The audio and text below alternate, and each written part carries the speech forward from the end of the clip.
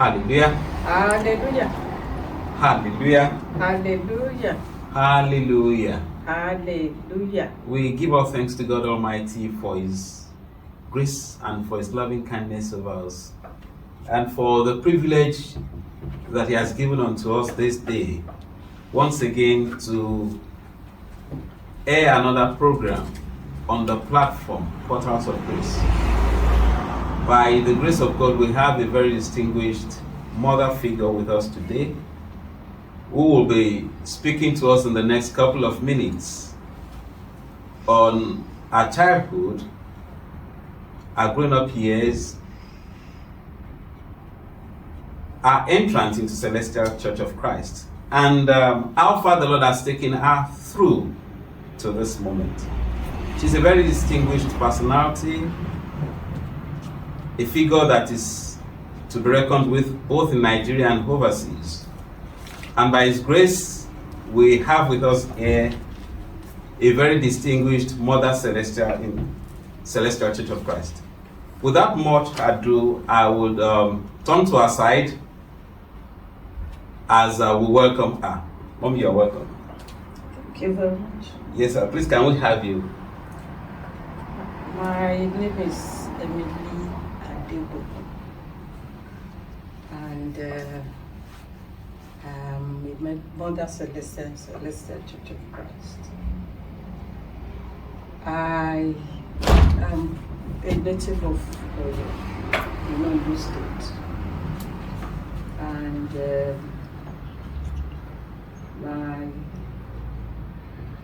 my late husband's name is Samuel Adegbokun. He too came into Celestial Church of Christ and was well done in Ikorodu Parish. Wow. Commonly they will say you don't ask a lady's age, but I'm glad you're not a lady, you're a mother. Yes. Over 80 years. Oh, that's great. That's great. 80 plus. Wow, that's great. Your parentage? I was born in Ondo State. My mother's name is Eunice Olabisi, and my father's name was Thomas Father Inukwata. My father was a polygamist, but my mother was the first wife.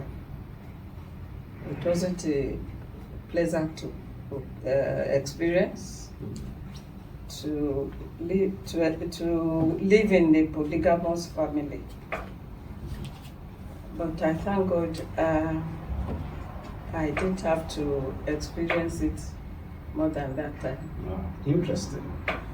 How was it like in your elementary days in school and probably the church where you were born into? My mother was a very, very staunch K&S member. And at the time of her death, she was a lady captain by rank. What I grew up to do is, if you want to impress my mother, attend church regularly. Then you will get her favor. But she cannot tolerate lukewarmness towards church.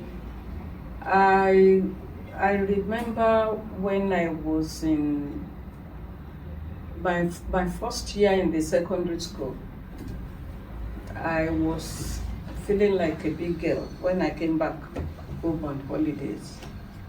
And when it was time to go with her to the night vigil of K&S, I told her I was not going. And she didn't say anything. she just caught me by my two legs and was physically dragging me on the road. So I jumped up and never did I attempt to say that I don't want to go to church. But looking back at that occasion now, I think it was more like the case of Moses, who was trying to separate two people fighting and killed the Egyptian. I think now that God was telling me that you will leave K&S, but I didn't understand. That was why I told my mother I wasn't going to church with her. And when she handled me the way she did, I dared not. And later, after my HSC, I was waiting to get into the university. And my result in GCA level. What year was that now? This would be 62, 63. So my result in HSC was exactly, I passed one subject in HSC, and it is the same subject I passed in GCA.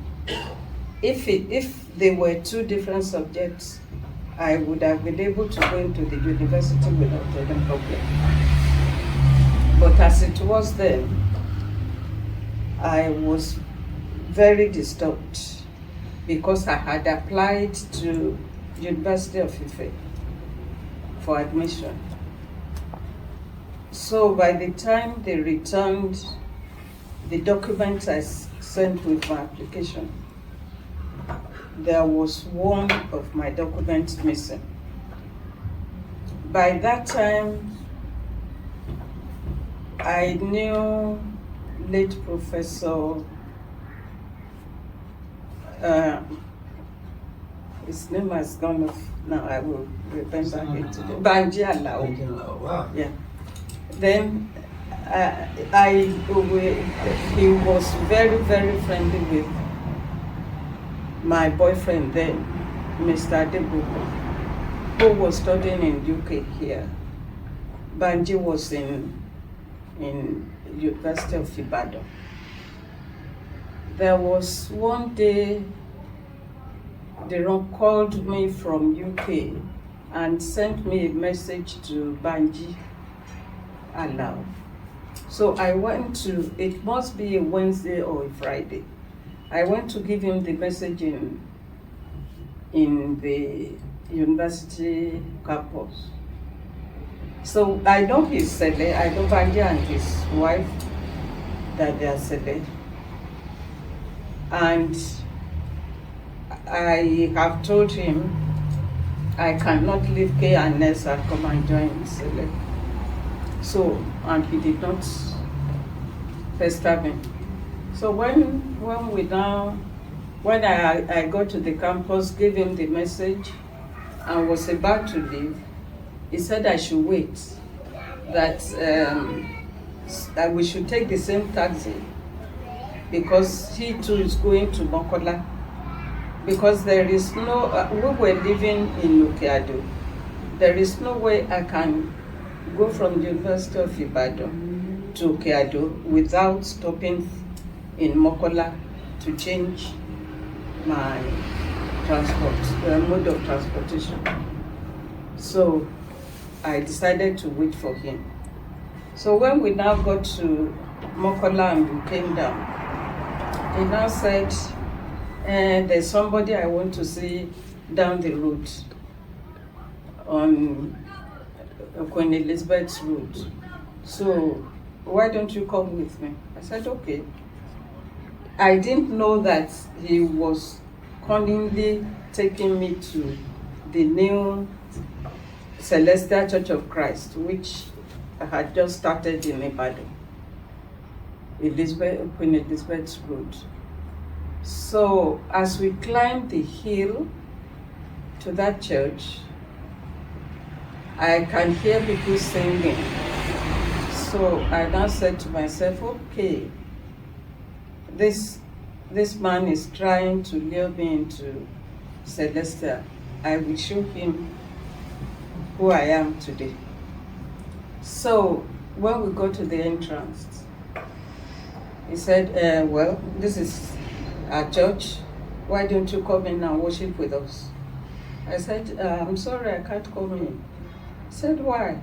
I said, because I'm not qualified. But it was a lie. Because it's the same rule in K&S.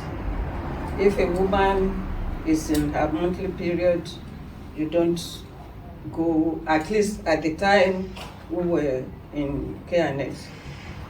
So I said, I can't go in, I'm not qualified to go. So he said, okay, that somebody should bring a chair for me, that I should sit outside. So I sat outside, and sometime during the service, a young man came out and said, the prophetess wants to give you a message. He said you should come. I said, I'm sorry, I'm not qualified, I can't come in. He went back. Then the prophetess sent him back and said, qualified or not, come inside. So I shivered a little bit. I said, oh, these people, they have seen my secret. So I went in, but because in actual fact, it wasn't my period. It's because I didn't want to go in to Celestial at that time. So I went in, and the prophetess then used to come from Ibadan, from Lagos to Ibadan to help the parish. She was quite elderly. Still remember her name? We used to call her Iya Ebu. Her husband was in Makoko and allows her occasionally to come to help us in Ibadan. So I went in, and the mama gave me such a fantastic message that I said, so this is Sele. So I now started to come occasionally, and then later on I discovered that I got so interested in Celestial that I don't even want, I feel bad for anything that will not make me attend the service.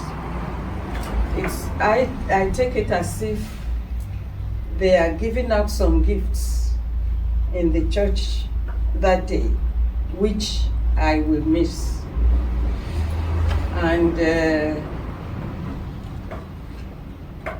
being not qualified, I found a lot to be a lot of disturbance for me then. So, and I was very, very, very interested. I now had a problem when I said, okay, when I go home now, how will I tell my mother that I have changed from K&S to Sele? So I got home. We were on holidays. I was very reluctant, and after my first year in the university, another miracle is my first year in the how I got into the university. Because of my A-level and HSC results, I could not be considered. So my documents were returned. But unfortunately, one of the documents I sent with my application was missing. So I now decided to go to the University of Ife had Ibadan campus. So I went to the office. I went to see the chief clerk, and I explained to him, and he went to the shelf and saw the document there. So the document I sent, which they did not return to me. So I went, as he gave it to me, he now gave me a chair in front of him and said I should sit down. I sat down. He said, do you know they are going to start prelim in this university next year? Why don't you apply for prelim? Instead of staying at home to say you will read and retake your papers, it will be better if you are in the university. You are in the university environment, and it will be easy for you to go from prelim. Then he asked me, what course do you want to do? I said pharmacy. Okay, I will ask you to go and see a professor now, because they are going to start this prelim, and he will take a decision whether you can come in or not. But when you get there, he will ask you which course you want to take. Tell him, this is the chief clerk telling me this. Tell him it is physics you want to do. Then he will ask you for your second choice. Then you can say pharmacy. So I thanked him, and he asked somebody to take me to the office of the head of department, who was the head of physics at that time. So when I got to him, exactly how the chief clerk has briefed me. So he wrote down my name and wrote something on it and said, go and give the chief clerk. You can come in for the prelim. So that was how I got my admission. And the interesting thing was that some of my friends who were in the same position had to sit for another exam to come into prelim. But I was the only one who went direct. Even people with the same situation as myself. What year was that?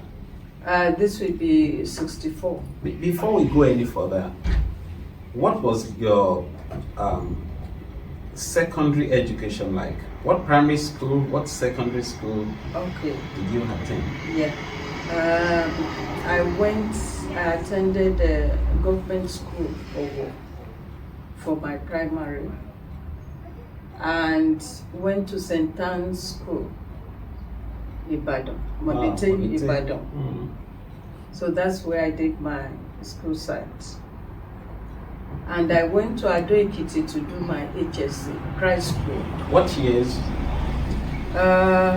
1956 to 60, I was in the secondary school. And 61 to 63 was either HSC at prelim, but I started prelim in 1964. Now, before you went ahead into the University of Ife, back in the church, who were your contemporaries there? After the event that took you to Queen Elizabeth Road, wherein you met a prophetess who delivered a message to you, what was it like then? It was very, very interesting. You know, I said earlier that I found it so enticing that I don't like miscellaneous service. I will do In fact, I had a friend then who, she too, maybe about my age, she too came in. She too was so interested that there was a time she came in with her period. She went to church with her period. Then her bleeding continued, continuously, not stopped. Then when she told me, I said, go and tell the shepherd. By the way, our shepherd then was Baba Abraham. Oh, okay, I don't know how. But Baba Abraham, he was a fantastic man. So I said, go and tell the shepherd. So she told the shepherd, they prayed for her, and everything was regularized. She was okay. So the church was very, very, very interesting, and well, for me, I don't want to miss any service, because my impression is that some gifts are distributed at each service, and if you are not there, nobody will take yours for you. And most of the time, I don't like to get to church late, because our shepherd then told us that at Jerimoyaba, some angels have descended with some gifts. And if, for those who are there at that point, will get the gift. Some will come just before the sermon. They will take the roll and give out certain things. So I always want to attend service and also to make sure I do the Jeremiah. Interesting. Let us come to life in the university. How was it like? It was quite okay, but I had some rough time in my first year in the prelim. We had a lecturer, a white man, an American. He was teaching us physics.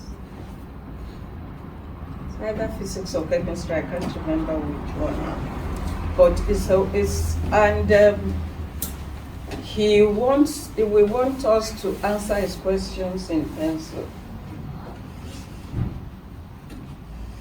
And we have he gives us tests almost every week. Then there was a week towards the end of the term that he brought, after he has marked my papers and given it back to me, and he did the the correction on the board, I saw that there are mistakes in his marking. And I went to tell him. He was very furious with me. In fact, it was a terrible period. He said, "You are a liar. You have just changed this question because you have seen what I wrote on the board. This is not what I marked." I said, "I haven't done anything to it. This is what I submitted." He said, "No, I am going to report you to the head of department. You are not fit to be in the university." He said so many things. So when I got to my room, I started weeping and I said, "God, why will you do this to me?" you used your miracle to bring me into the university. And now people will say that they sent her away because she cheated. I said, God, and you know I didn't cheat. I was very, very unhappy. I wept. So I decided to go to the church then on that day.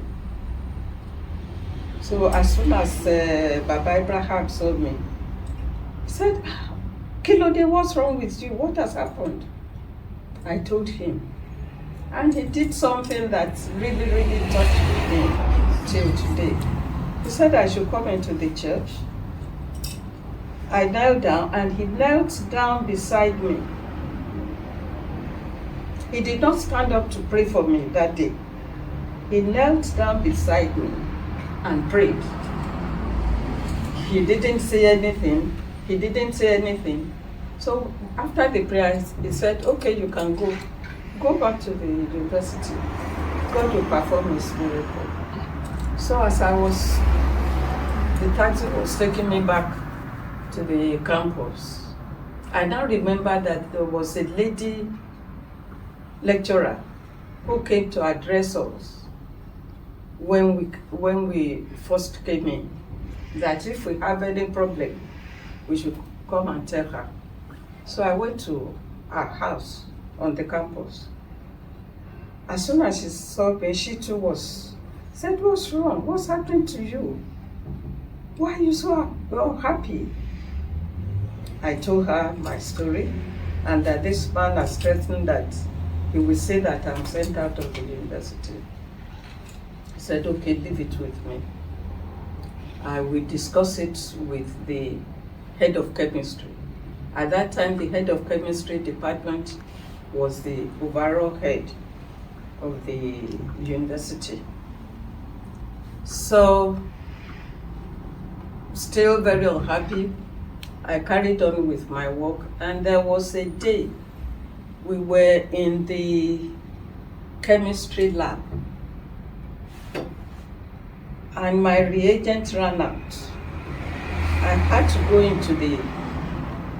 into the store to get another reagent. As I was opening the door to the store, it was the head of department who was going to take the final decision about my case, who was coming out. So I was now shivering at the door. He said, no, calm down, don't shiver. I've heard everything they've told me, but I don't believe it. I don't believe them. Don't worry. Whatever course you want to do, you will do it in this university. Nobody is driving you away. You are a good candidate, and we will have you here till you graduate. So I was so happy and relieved, and that even increased my determination to be committed to Celestial Church of Christ.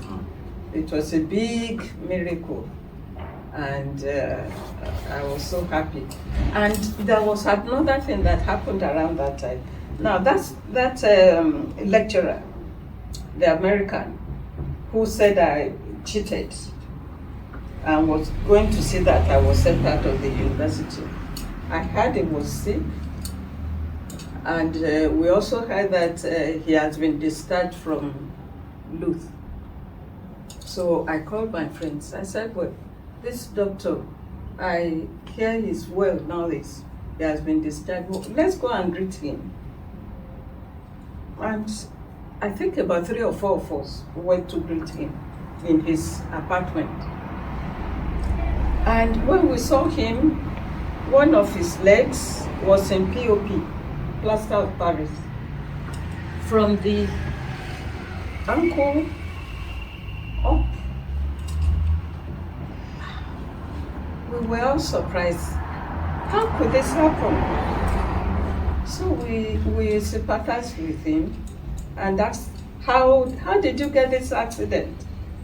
He said, I was neither climbing nor descending.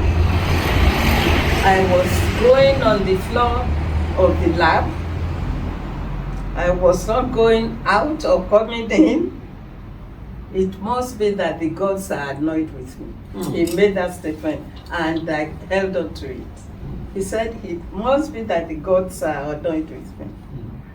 And sincerely, that POP was not taken off till he left Nigeria. So these are some of the, and I remember there was another incident which I also always keep in mind. We were in service. By this time, we have left Elizabeth Road to the new place in Jemetu. So and there was this young boy, Prophet. He was not up to the age of secondary school at that time. Then he came. He was in spirit and came to a lady sitting in the road behind me. And asked that lady, open your bag. Start to bring out what is inside it. And she started bringing them out. And then there was this charm with Tira in her handbag. So the little boy, that's why I always pray to God to give us prophets amongst the children. This little boy said, why did you bring that to the church? He said, she said she wants to use it on her husband, who was one of the altar people in the altar there, because she's suspecting that he wants to marry a second wife. So she will use that charm to hit him, and he will collapse. So that's one of the interesting things I saw. Quite interesting. In my early days. Were you at any time a member of the choir at Jemetu? No. Okay. But my husband was very, very, very interested in the choir. And I don't know why he didn't join the choir. I'm quite knowledgeable about singing. Because at least once or twice he will come out of the choir and say, choir, this is not the tone. It should be treble. And now you are using treble or something like that. So, but he was not in the choir, I was not. But you love the choir? Yes, I do. I do. Who amongst your peers, as of that time at Jemetu, is still alive as we speak? Do you still have a few of them that are still alive? No. Mrs. Olaiya left Sele because she later went to UK, and I think Mrs. Adida Jodo has passed away. I'm not sure. I can't remember, but I have a Sunday school student who is a big man in Celestial Church of Christ now. God bless him. He's the shepherd of White City Parish in London. Widely or not free. Wow, that's great. So Sele has been marvelous to me. And there was another incident I had in Nigeria, which was a result of Sele. Somebody was owing me, and after reporting him all over, he now decided to give me a check. And that check, he just wrote Mrs. Adegbokun. He knew my initials, but they don't put initials. So I paid it in. I didn't notice anything wrong with it.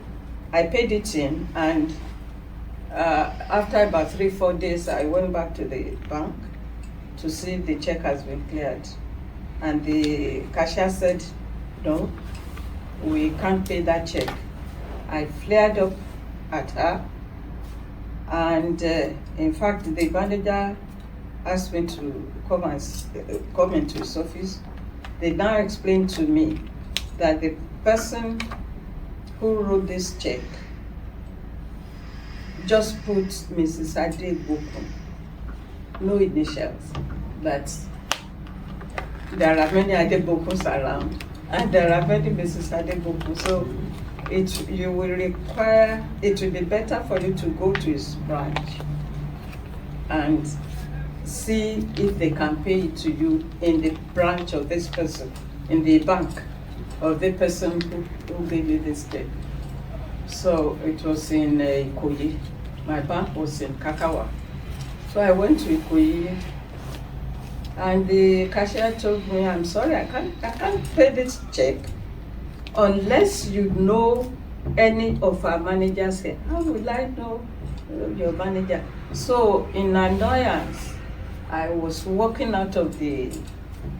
It means I have to go back and beg this man just to put my initials or something, and I didn't want to do that. So so with that annoyance and frustration, I was going out of that bank, and there was this young man in suits, hefty young man, who was almost prostrating to the floor.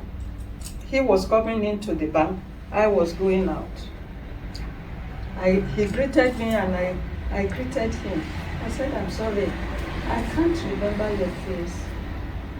He called his name, called his father's name, called his mother's name in Ikorodu Road, and said that I was a Sunday school teacher in Ikorodu Road parish. Hey, so I said, thank God. So he said, what have you come to do in this bank? I didn't know he was working there. So I looked back to tell him that that cashier refused to pay my check. The cashier now was beckoning to me, come. So when I told him that somebody gave me a check and didn't put my initials and my name, so he said, okay, let's see the cashier. So by the time I got there, the cashier was ready to pay. He was the manager of that branch. Interestingly, he happens to be one of your Sunday school. Yeah, one of my Sunday school students in Ikorodu Road. That's interesting. So I do tell myself at times that the reward at times is on earth. You don't have to get to heaven to get the reward. Because it saved me a lot of effort. I would have had to go and beg that man. He would say, well, I've given you a check, so what's wrong? But that's God just said, what occasion brought you to England, and when was the first time you came around here? The first time was in 1967, just before I was going into my final year. At that time, there was something they call student summer flights. So students will charter an aircraft. It will be all students and will be quite cheap. And you travel and come back. So that was the time, my first time of coming here. And that was 67, and I was lucky by that. We were married, and my husband was here, and although I was still bearing my maiden name, so I was lucky to get a job in North Middlesex Hospital in the pharmacy department. And by the time I finished the 3 months there, the chief pharmacist called me to his office and said, you have to do a postgraduate internship after your qualification. I said, yes, it's the same thing in Nigeria. He said, will you like me to reserve a place for you here in this hospital? Because we have to reserve places, otherwise we won't be able to take all our students, all our children. That's the word he used. So I said, please, let me get home and discuss with my parents. I will get back to you. So when I got home and discussed with my dad said, fantastic. And my mother too was very happy. And there was another interesting thing that happened at that time. When I was coming for the summer flight, students' flight, my dad gave me 70 pounds, 70 naira, which converted to 70 pounds. And it was written at the back of my passport. I can remember the immigration officer when he opened my passport and saw the 70 pounds written at the back. He said, oh, your dad must be very rich. 70 pounds? So naira dollar was 1 to 1? Yes, 1 to 1. Interesting. 1 to 1. So, 70 pounds. Now, from your experience coming to England, information has it that you work with the federal government in Nigeria, Yes. the Ministry of Health. Yes. Yes, and that at some point you worked, closely with Professor Likoye Ransom-Kuti. Yeah. How was it like? Professor Ransom-Kuti was our minister then, and my immediate boss was Dr. Mafo. He's in Benin. It was very interesting, and Professor Ransom-Kuti was very strict, but very, very considerate and kind. That's the interesting thing about him.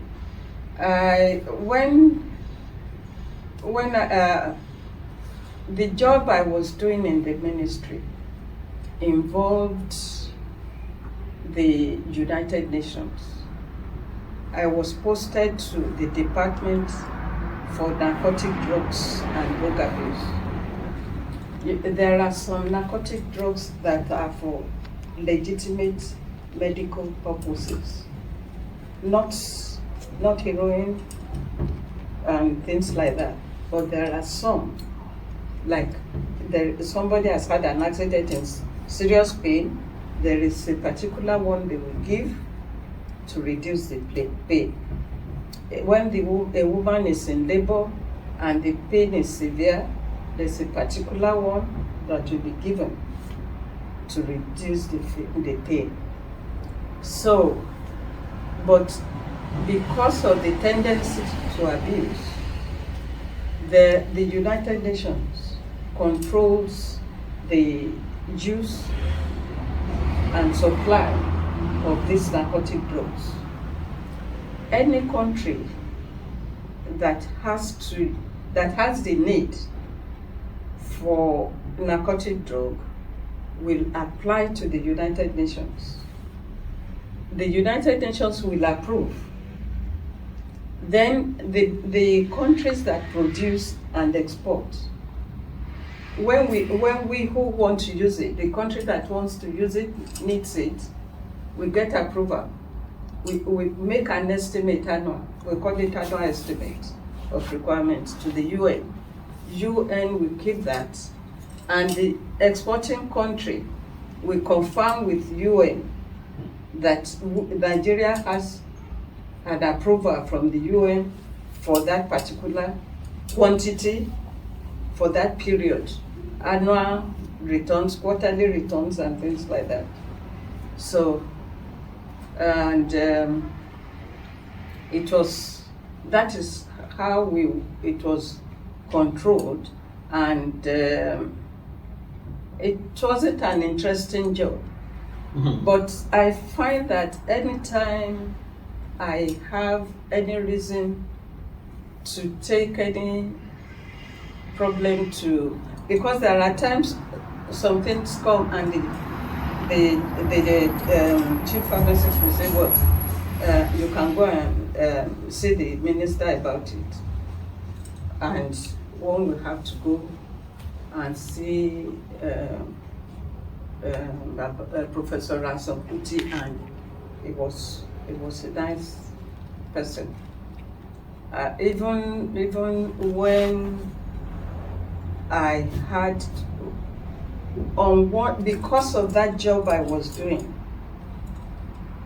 the people in the UN, because when you write your annual returns, when you prepare your annual returns or your quarterly returns or estimate or things like that, you put your full name, the person who prepared it, and then your signature.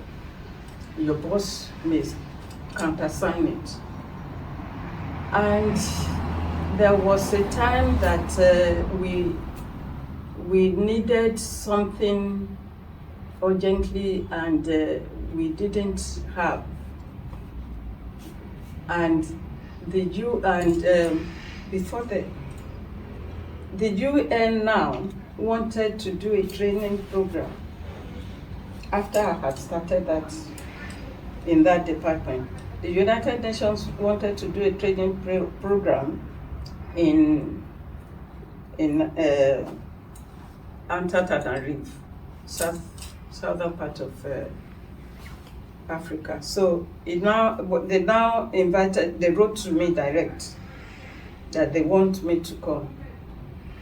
While we were still visualizing how it will work out, somebody suggested that I should go and see the minister. I went to see him. He said it will be approved, no problem. And that was how we went to South Africa and had this training by the UN. And later on, they invited me to the office in Vienna to come and work for 3 months. And my boss then was a woman. And her father was the Prime Minister of Austria around that time. And she was the firstborn. And this woman, Desolate was her first name. This lady, even when she was so impressed, I don't know what she saw in me. She was so impressed with me and my activity that one day, after the staff meeting we had in our office, she said that she held my hand. She was shaking her hand as we were going out, so she pulled me back.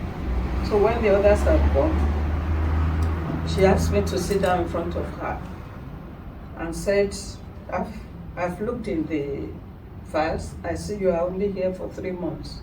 I said, yes. He said, well, I'm impressed. I want you to stay. Who do we speak to in Nigeria? I said it will be the minister. Unfortunately, he's attending a meeting in OAU meeting.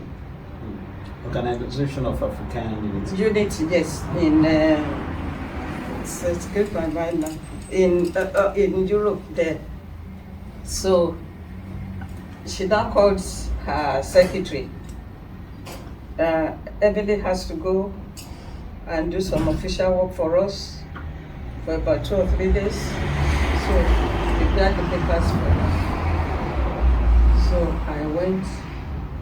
In fact, it didn't take me a whole day. When I got there, I saw Professor Ransom-Kuti. He was coming out of their meeting, Geneva. The meeting was in Geneva. So so I went from Austria from Vienna to Geneva. So I told him, so he said, by all means, let them send it to my office in Nigeria, I will sign it. I will approve of it for them to renew your work with them. So I went back and told my boss, and they started renewing. And I was there for more than 1.5 years. It was that time we started Celestial Church of Christ in Vienna. What year was that? This will be, it's difficult for me to remember. Okay. Could it be in the 80s or 90s? I think it will be in the 80s, It's if probably not the late 70s. Wow. Yeah. So that's how we started. And even in Vienna, the miracles at that time were fantastic. Interesting. But after your work with the United Nations, I came back to Nigeria. okay. Was there any offer for you to probably stay behind? Yes, Okay. Mrs. Lissolette, when I told her that I don't want to renew my contract again, that I want to go back home to my country, because every quarter, when it has to be renewed, people in the ministry then, I don't know who, make it difficult to get to Professor Ransom Kuti. If it gets to him, he will sign it immediately, but for it to get to him. So I now said, well, this 1.5 years. So I now spoke with my boss, Lissolette, whose father was the Prime Minister of Austria at that time.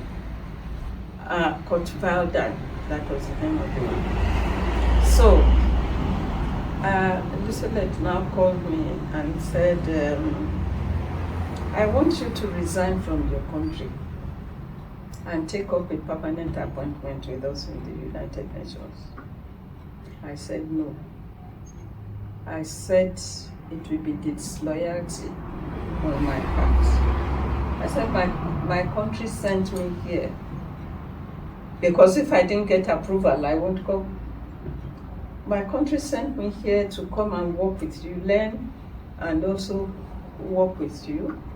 And for me to see that things are better here now and refuse to go back to them, I said that will be disloyalty. I'm sorry. So she took it like that and I came back. But it was a good thing I came back because less than 6 months to that time, my husband died. Wow. Because it could have been, I could have been very, very, very sad and unhappy if he died while I was away. Because people will say it's my absence that killed him. But then how are you able to balance career with family life? He came to, my children came, I had 2 girls then. They came on holidays to Vienna with my husband. He came, in fact, he helped me to write my final report. And he said, oh, I didn't know that you are this busy here. I would have come earlier. Interesting. You would have missed him so greatly. Yeah. Wow, sorry about that. Thank you. Nigeria presently, people say Nigeria is rife with corruption. Presently, the language you hear all over the place is corruption, corruption, corruption, and corruption. In your days in the government service, how was it like? How were you able to, flow all along without being influenced? It was integrity, I would say. It's the grace of God. It's something that has been inbuilt in me. My school was a missionary school. The secondary school I went to in Ibadan St. Anne's, it was a missionary school. We had all our teachers, or at least 99% of our teachers are missionaries, not Catholic, but missionaries who have given their lives to Jesus and will not marry. Yes, they were non-Catholics. Non-Catholics, yes, Wow. Anglican, yeah. Molete St. Anne's, in those days, whites. Most of them, we had one or two Nigerians, but most of our teachers. And they built some principles into us. Like, we go across the boarding house to the chapel, and we go to the chapel twice a day, in the morning and in the evening. If we are lined up to go to the chapel and you dare chat with somebody while you are going to the chapel or while you are in the chapel, it is serious problem. So that discipline, I grew up with that discipline, and the one I got from my mother. And money was not too much of too important. It's the integrity. That integrity was the important thing, because I had a terrible experience while I was in government, when my husband was still alive. We were living in 1004, and all of a sudden, my husband had passed away. All of a sudden, when I retired, it took 10 years for me to get my retirement benefit, 10 years plus. So during the earlier part of it, on a Friday afternoon, during the rainy season, some people came and packed all my things and the children out and dropped my things, that because I have retired, I should not leave, I should quit government house. I said, I've not been paid my retirement benefits. So that notwithstanding, and it was a Friday afternoon, everybody has closed, so I can't fool anybody. And I could remember some of the people who came to sympathize with me while I was outside there said, Madam, if this can happen to you with the way you handle things for government, we are learning. That is, it pays those who are corrupt, but at times it may not pay those who refuse to be corrupt. So, and let's go back briefly to your early days in the church. Was there any occasion you had encounters with the founding pastor of the church and probably some of the elders then? Papa Oshofan? I had many encounters with Papa Oshofan. Personally, I had many encounters with him, and I sincerely appreciate those encounters. And even before then, I know Alagba Jacob Nenonyo very, very, very, very, very well. I know him as a young man, straight from Yemetu. Straight from Queen Elizabeth. Republic of Benin. Okay. Yeah. And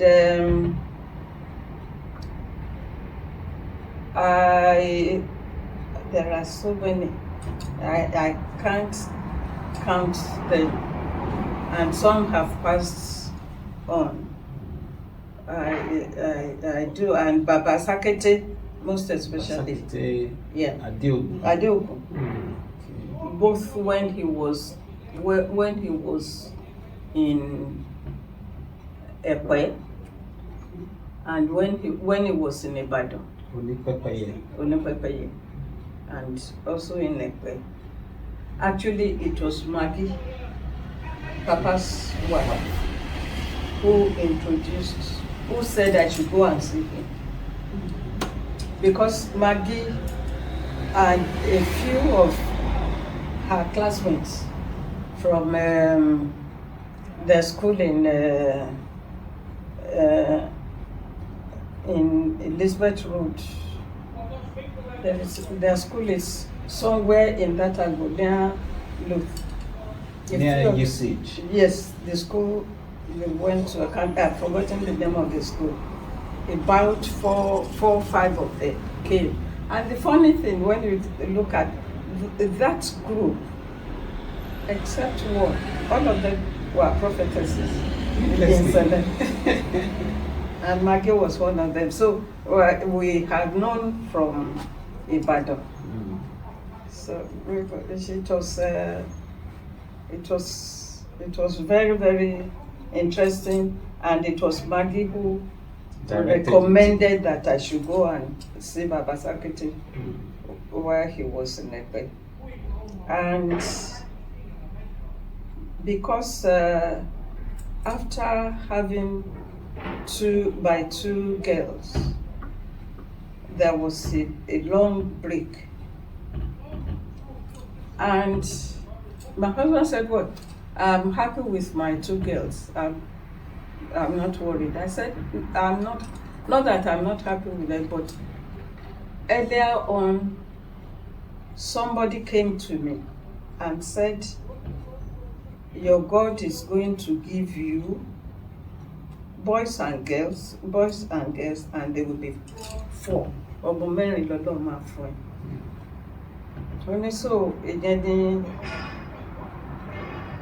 So when Maggie came with Papa to Ibadan, to Lagos, and she now saw me with 2 children. She said, "Sister,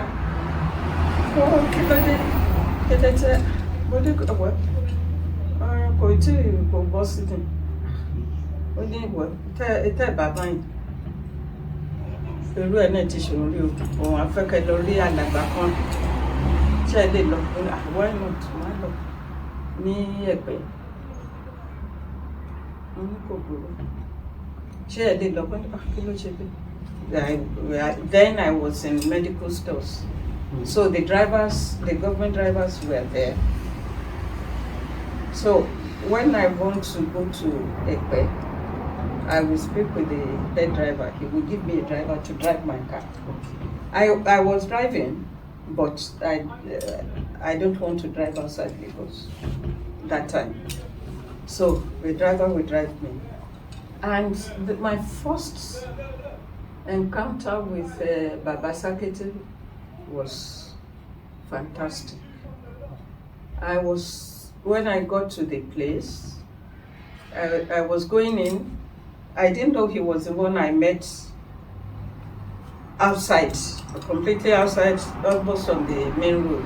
I told him, I want to see Baba Sakiti, Maggie has sent me and things like that. He said, "Oh, okay. Just go in there." So when he now came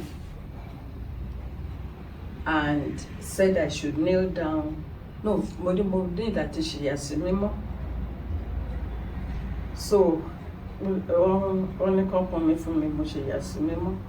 When he now started to pray for me, I started weeping because I've not told him anything, and his prayer points were so powerful and hitting the nail on the head that I started weeping there. And from that time till about, in fact, I will go to him, to his parish,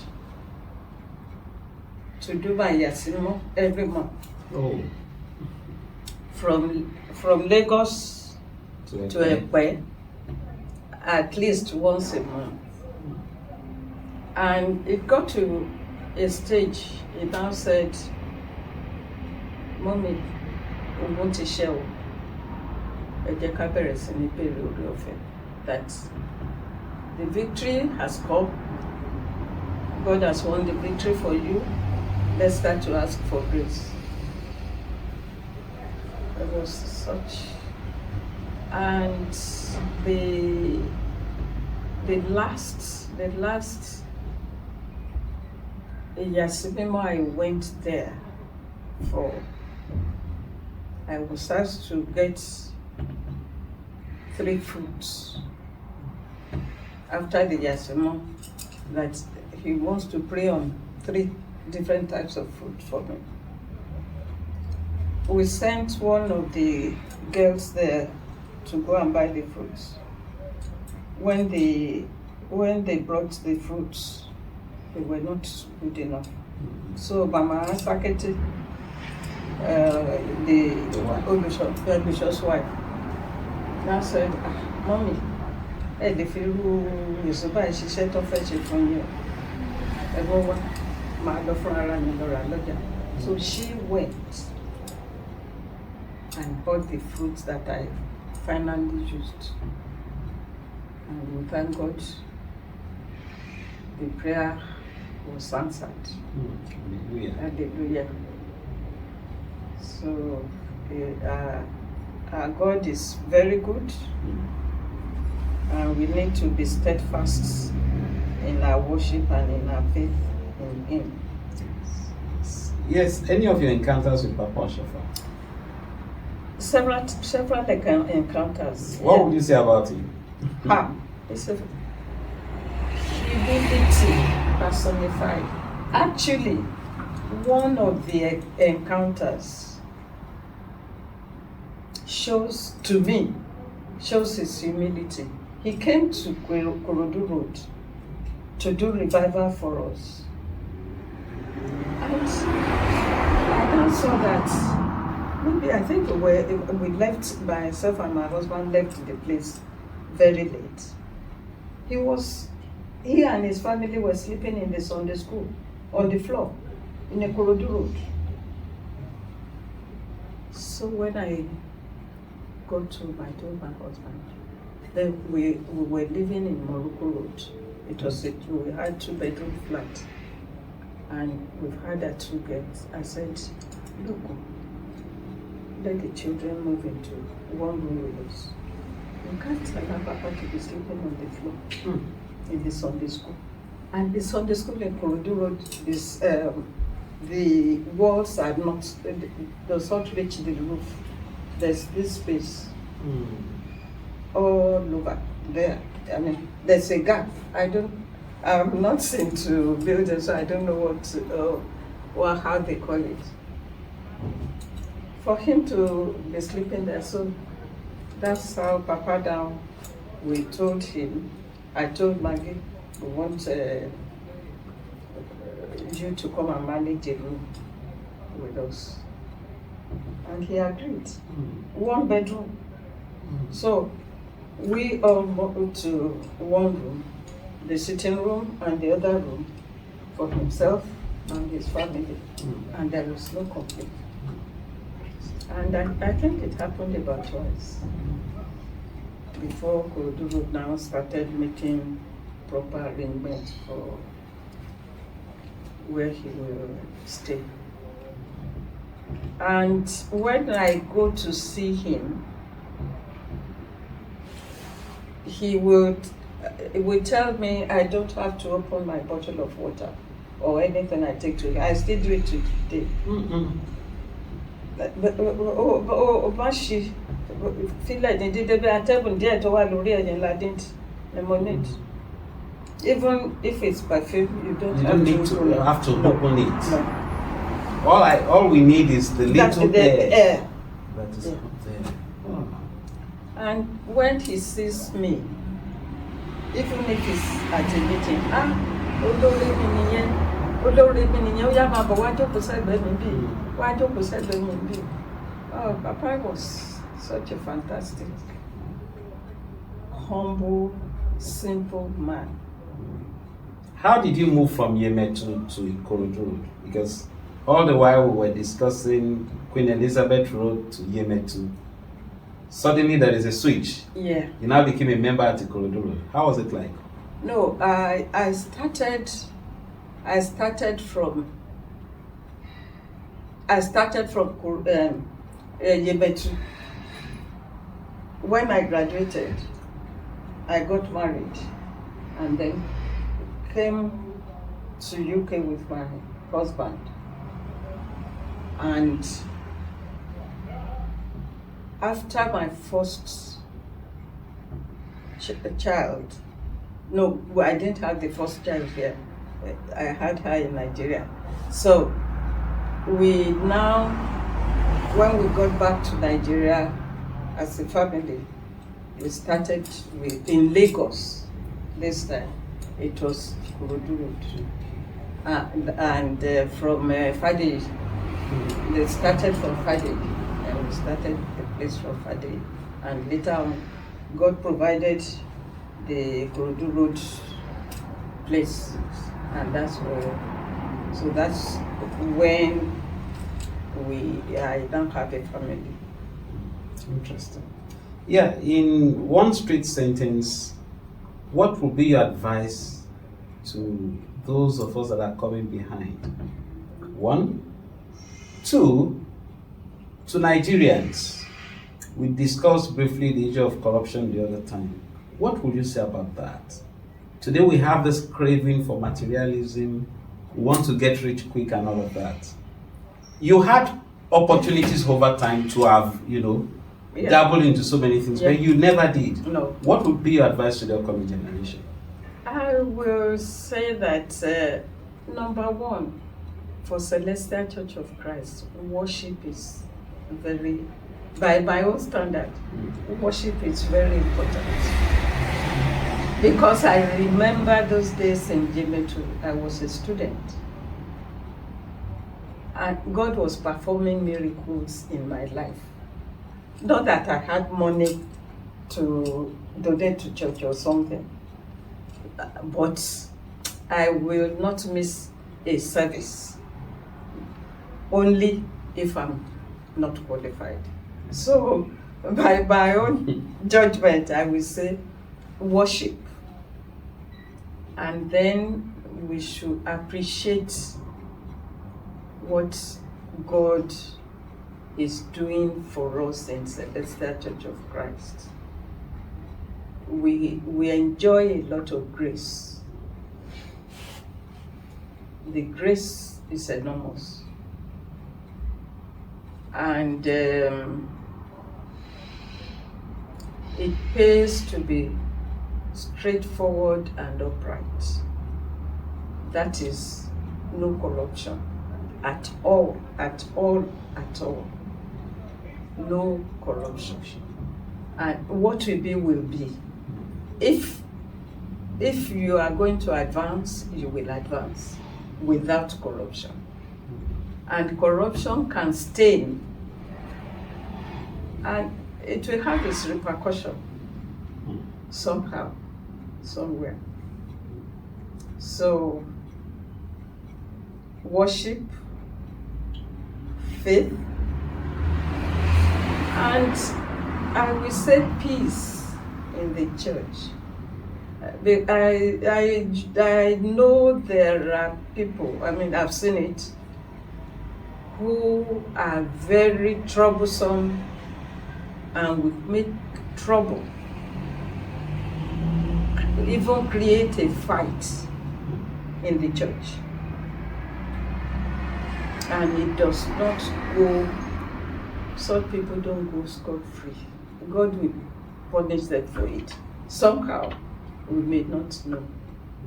So, worship, faith, peace. Hard working, what the talent we have as much as possible, we should use it for the upliftment of the church. Our church is very great. We should know that Celestial Church of Christ is great. There is none like it. I mean, what I have seen, what I have experienced, it is a great church. Thank you so much for having you on our platform today. It has been so refreshing having our Mother Celestia, Emily Adegbokun. And we are very confident if we beckon on her some other time, she will quite respond to us. Thank you. Members, we thank you for staying tuned on Portals of Grace in the last couple of minutes. See you soon. Thank you. Thank you.